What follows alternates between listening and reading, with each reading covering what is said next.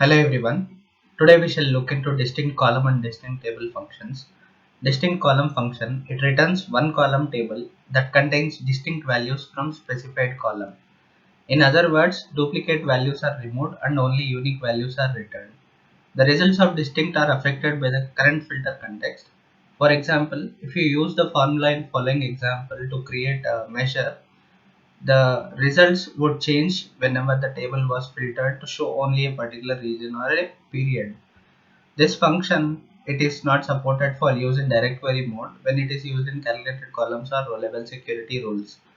Here in distinct table, it returns a table by removing duplicate rows from another table or expression. I would show the examples for both of these functions. Here let us move to the data view. I'll click on this country table. Here you could see that I have country, total sales and respective categories where I have three categories. Okay, suppose that I have 34 rows in this table. I'll click on a new table and I would like to remove the duplicate rows which are present in this existing country table. Here I will write distinct table equal to, in the distinct function either we could provide table or a column name. If we provide table name which is country table, I'll close the parenthesis, hit enter. Here you could see that there are only 28 rows because it has removed the duplicate rows which are existing in the table.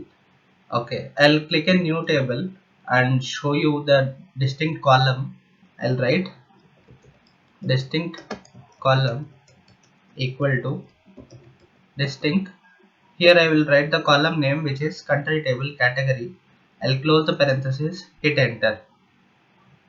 Here you could see the unique values which are present in the output, so that you could understand distinct table returns the rows which don't have duplicates, and distinct column it shows the unique values without any duplicates. This is all about distinct table and distinct column. Thank you for watching and we shall meet in the next video.